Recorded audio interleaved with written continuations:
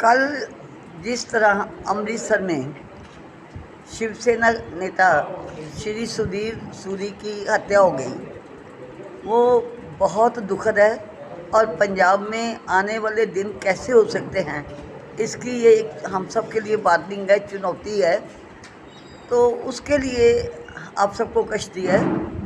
कल से पूरा समाज बेचैन है, लेकिन कल से ही जो अलगाववादी आतंकवादी विदेश में बैठे हुए वो ज़्यादा एक्टिव हो गए हैं। और कोई थोड़ी संस्थाएं नहीं हैं जिन्होंने सुधीर सूरी के कत्ल की जिम्मेवारी नहीं ले ली। और सबसे शर्मनाक तो वो है, मुझे कहते भी शर्म आती है, वो चावला है, गोपाल सिंह चावला। वो पाकिस्तान में बैठा है। मुझे सुबह तक नहीं पता था ये फ़ोटो किसका है। बिना फ़ोटो उसका वीडियो चला, आपने सुना होगा। और मुस्लिम सिख एकता की बात करके उनको बधाई दे के वो इसकी तारीफ़ कर रहा है जिसने सुधीर सूरी को मारा है।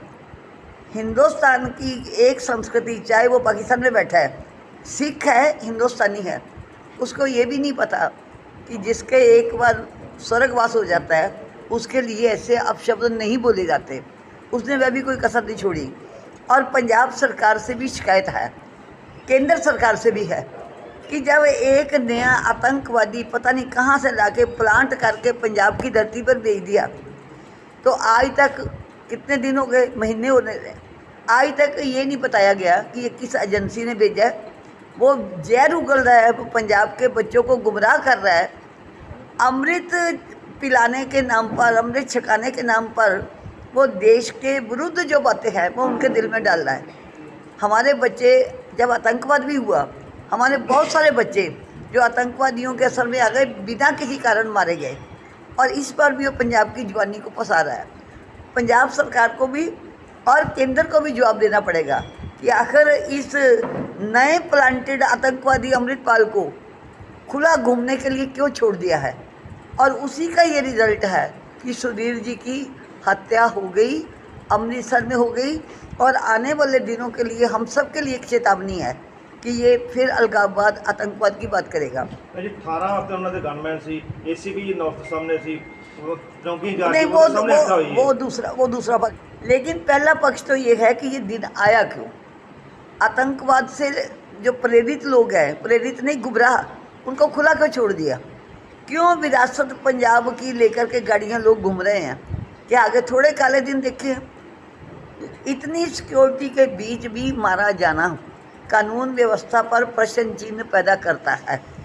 लेकिन जितना मैंने वीडियो देखा सारा, ठीक है, अब वो पुलिस की लापरवाही है, इस पर कोई शक नहीं, ना कोई बचाव वाली बात है। लेकिन यहाँ भी बैठे में से अगर कोई एकदम गोली निकाल के किसी पर दाग देता है तो वो चलने के बाद पता लगता है।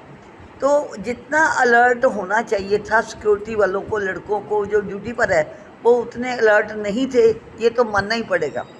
अब दोनों मांग हो रही हैं कि अगर पुलिस की लापरवाही है, अयोग्यता है, गैर जिम्मेदाराना काम है, तो उन पर भी एक्शन लिया जाए।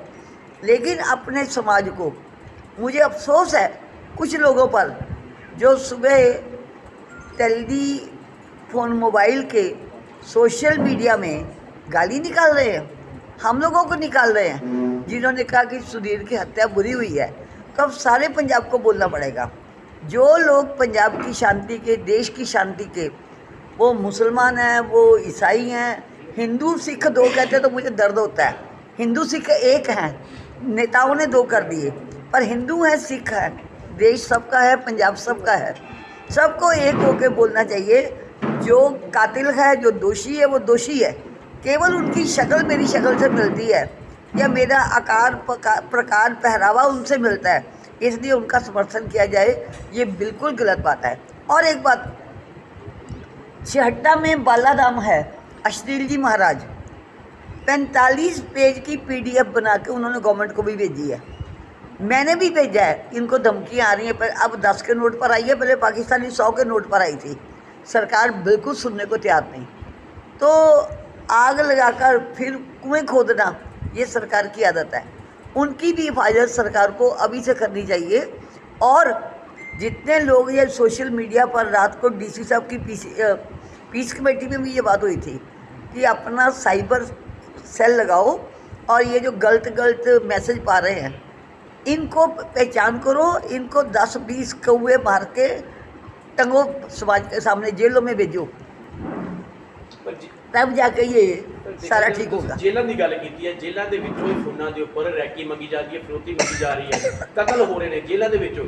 सरकार कित्थे वेख रहे हो तुसीं? सरकार जो होंदी थी दिन क्यों आंदा, मैं पहले की किया है सरकार की। मुझे तो उस खबर से ही चिढ़ है जिसमें कहता है 36 फ़ोन मिले, 3600 मिले। 3600 देने वाले कौन है? इनके अपने आदमी हैं ना। कितने पैसे लेके फ़ोन अंदर पहुंचाते हैं, ये बात उनकी है, सरकार में बैठे हुए बेईमान लोगों की। कहते हैं पहला मॉकड्रिल करते हैं पंजाब पुलिस वाले, ਤੇ ਅਗਲੇ ਦਿਨ ਇਹ ਵਾਰਦਾਤ ਹੋ ਜਾਂਦੀ ਹੈ। खैर रूटीन मैटर है, किसी भी फोर्स ਨੂੰ ਐਫੀਸ਼ੀਐਂਸੀ ਉਹਦੀ ਵੱਧਦੀ ਹੈ। ਲੇਕਿਨ ਇਹ ਜਿਹੜਾ ਹੈਗਾ ਹੈ ਕਿ ਸਾਡਾ ਜਿਹੜਾ ਇੰਟੈਲੀਜੈਂਸ ਹੈ, ਸਾਡਾ ਜਿਹੜਾ ਖੁਫੀਆ ਵਿਭਾਗ ਹੈ, ਉਹ ਕੀ ਕਰਦਾ ਸੀ? ਯਾਨੀ ਪਹਿਲੇ ਜਿਸ ਤਰ੍ਹਾਂ ਭੈਣ ਜੀ ਨੇ ਬਿਲਕੁਲ ਠੀਕ ਕਿਹਾ ਹੈ ਕਿ ਪਹਿਲੇ ਅੱਗ ਲੱਗ ਜਾਏ ਤੇ ਫਿਰ ਅਸੀਂ ਖੂਹ ਕੱਢੀਏ। ਯਾਨੀ ਉਹੀ ਪਿੰਡਰਾਂ ਵਾਲੇ ਦਾ ਟਾਈਮ ਅਸੀਂ ਦੇਖਦੇ ਪਏ ਹਾਂ, ਉਹੀ ਹਾਲਾਤ ਚੱਲਦੇ ਜਾ ਰਹੇ।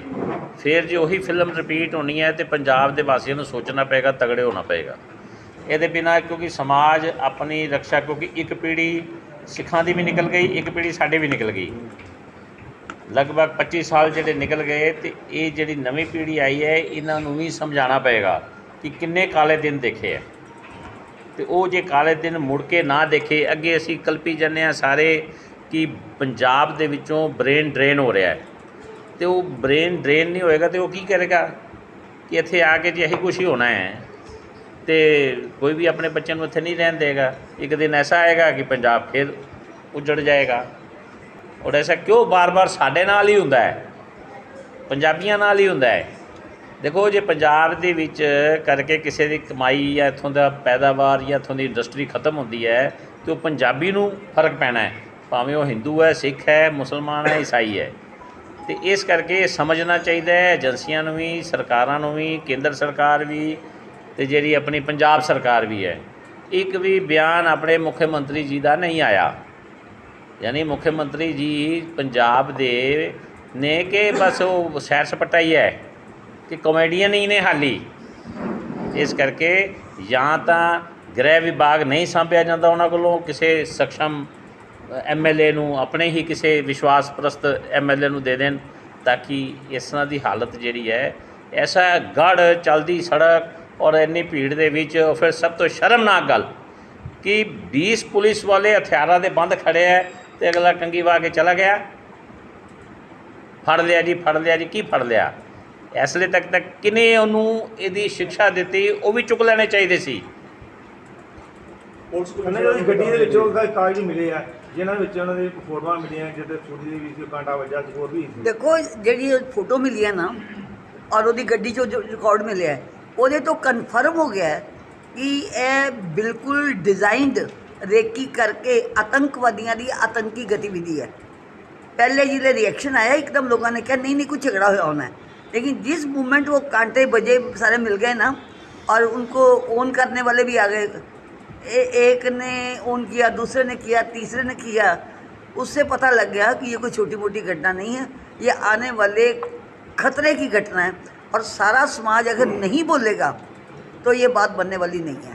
ये केवल शिवसेना का, केवल एक पार्टी का, केवल दुर्गाना मंदिर का, केवल दरबार साहब का मसला नहीं है, ये पंजाब का और देश का मसला है, सबको बोलना होगा। पुलिस कमिश्नर बारे कितना देख रहे हो? देखो पुलिस कमिश्नर बारे व्यक्तिगत तौर पर ठीक है, लेकिन जिस मुखिया दे टाइम ते लॉ एंड ऑर्डर खराब हो जाए, अगर ठीक हो जाए तभी क्रेडिट उन्होंने जाना है ना, जे खराब हो गया तो डिसक्रेडिट भी उन्होंने जाना है। लेकिन एज पुलिस कमिश्नर जो नियंत्रण शहर में होना चाहिए। अब कल रात को कितनी गोलियां चली हैं वो एक मैरिज पैलेस पे, और सरकारां ने शराब प्रमोट करनी है तो गोलियां करनी है। ਜਿਹੜੀਆਂ ਸਰਕਾਰਾਂ ਸ਼ਰਾਬਾਂ ਨਾਲ ਚੱਲਣਗੀਆਂ ਨਾ ਉੱਥੇ ਗੋਲੀਆਂ ਚੱਲਣਗੀਆਂ ਹੀ ਚੱਲਣਗੀਆਂ, ਸਿੱਧੀ ਜੀ ਗੱਲ ਹੈ। ਬੜੇ ਫਖਰ ਨਾਲ ਕਹਿੰਦੇ ਆ, ਪਹਿਲੇ ਸਿੱਧੂ ਵੀ ਇਹੀ ਕਹਿੰਦੇ ਹੁੰਦੇ ਸੀ ਕਿ ਹਮਨੇ ਇਤਨੇ 1000 ਕਰੋੜ ਕਰ ਲਈ, ਤੁਸੀਂ ਤਾਂ ਇੰਨੇ 1000 ਕਰੋੜ ਘਰ ਤਬਾਹ ਕਰ ਦਿੱਤੇ। ਸ਼ਰਾਬ ਪੀ ਕੇ ਗਏ ਨਾ, ਸ਼ਰਾਬ ਦੇ ਠੇਕੇਦਾਰ ਦੇ ਕਰਿੰਦੇ ਹੀ ਗਏ ਆ ਨਾ, फिर ठीक है, शराब पियो, शराब पिलाओ, पंजाबियों ਨੂੰ ਖੂਜ ਪਾਓ। ਕੁੰਵਰ ਜੀ ਵੀ ਕਹਿ ਰਹੇ ਆ ਕਮਿਸ਼ਨਰ ਸਾਹਿਬ ਨੂੰ ਪਹਿਲ ਦੀ ਆਧਾਰ ਤੇ ਡਿਸਮਿਸ ਕੀਤਾ डिसमिस कर सकते, ਤੁਸੀਂ ਗੱਲ ਆਪ ਸਿਆਣੇ नहीं, नहीं, ਪੁੱਛੋ, बिल्कुल। लेकिन ठीक नहीं लगता कि पुलिस से खड़े अगले मार के चले जान, ये ठीक नहीं लगता। ਮੈਡਮ ਪਰਿਵਾਰ ਸ਼ਹੀਦ ਦਾ ਦਰਜੇ ਦੀ ਮੰਗ ਕਰ ਰਿਹਾ ਵਾ ਕਿ ਸਮਰਥਨ ਕਰਦੀ ਹੈ ਹਿੰਦੂ ਸੰਗਠਨ ਜੇ ਦੇਖੋ ਜੀ, ਜਿਹਨੂੰ ਅੱਤਵਾਦੀ ਮਾਰਦੇ ਹੋ ਸਾਰੇ ਹੀ ਸ਼ਹੀਦ ਹੈ, ਬਾਕੀ ਸਰਕਾਰਾਂ ਨੇ ਤਾਂ ਅਜੇ ਤੱਕ ਭਗਤ ਸਿੰਘ ਨੂੰ ਨਹੀਂ ਸ਼ਹੀਦ ਡਿਕਲੇਅਰ ਕੀਤਾ, ਠੀਕ ਹੈ। ਜਿਹੜਾ ਅੱਤਵਾਦੀ ਦੀ ਦੇਸ਼ ਦੇ ਦੁਸ਼ਮਣ ਦੀ ਗੋਲੀ ਨਾਲ ਜਾਂਦਾ ਹੈ ਉਹ ਸਾਰੇ ਹੀ ਸ਼ਹੀਦ ਹੈ। ਲੇਕਿਨ ਇੱਕ ਗੱਲ ਹੋਰ, ਆਪਣੇ ਦੇਸ਼ 'ਚ ਆਪਣਾ ਹੀ ਇੱਕ ਵਰਗ ਉਹਨਾਂ ਨੂੰ ਸ਼ਹੀਦ ਮੰਨਦਾ ਹੈ, ਜਿਨ੍ਹਾਂ ਨੇ ਬੇਅੰਤ ਸਿੰਘ ਨੂੰ ਮਾਰਿਆ, ਜਿਨ੍ਹਾਂ ਨੇ ਇੰਦਰਾ ਗਾਂਧੀ ਨੂੰ ਮਾਰਿਆ, ਜਿਨ੍ਹਾਂ ਨੇ ਜਨਰਲ ਵੈਦ ਨੂੰ ਮਾਰਿਆ। ਸ਼ਹੀਦ ਦੀ ਵੀ ਪਰਿਭਾਸ਼ਾ ਯੂਨੀਵਰਸਿਟੀਆਂ 'ਚ ਰਿਸਰਚ ਕਰਾ ਕੇ ਤੈਅ ਕਰਾਓ ਕਿ ਪ੍ਰਾइम मिनिस्टर ਨੂੰ ਮਾਰਨ ਵਾਲਾ ਸ਼ਹੀਦ ਹੈ या प्राइम मिनिस्टर ही शहीद है, ये करना पड़ेगा। सारे आप लोगों में से, माफ़ करना मैं बात कर रही हूँ, आज तक किसी ने विषय उठाया है जिस दिन उनकी बरसी और उनका स्वागत होते हैं, जिन्होंने बेअंत सिंह जी को मारा, इंदिरा जी को मारा, जनरल वैद्य को मारा। जनरल वैद्य का दिन हम नहीं मनाते। जरा अपने अपने अंदर में भूल के कि आपके हाथ में कलम कैमरा है, हम सब सोचें कि हम क्यों कर रहे हैं, क्यों ये जुबानें बंद है।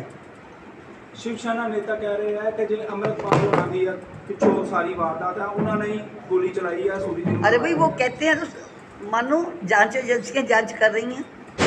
ਹੁਣ ਤੁਸੀਂ ਆਪ ਅੰਮ੍ਰਿਤਸਰ ਵਾਸੀਆਂ ਨੂੰ ਕੀ ਕਹਿਣਾ ਚਾਹੋਗੇ? ਅੰਮ੍ਰਿਤਸਰ ਵਾਸੀਆਂ ਨੂੰ ਦੋ ਹੀ ਗੱਲਾਂ। भाई पहली बात, कुछ भी हो जाए, हमारा आपसी भाईचारा, शहर वालों का, पंजाब वालों का, हर धर्म संप्रदाय, वैसे धर्म तो एक ही होता है क्योंकि सूरज चांद एक है, हर संप्रदाय का प्यार से बना रहना चाहिए। हमने आतंकवादी इकट्ठे ही सहा है। और दूसरी बात, कोई भी ऐसी घटना दुर्घटना हो जाए तो सब एकदम इकट्ठे होकर उनके साथ खड़े हो जाओ जिनके साथ जुल्म हुआ है।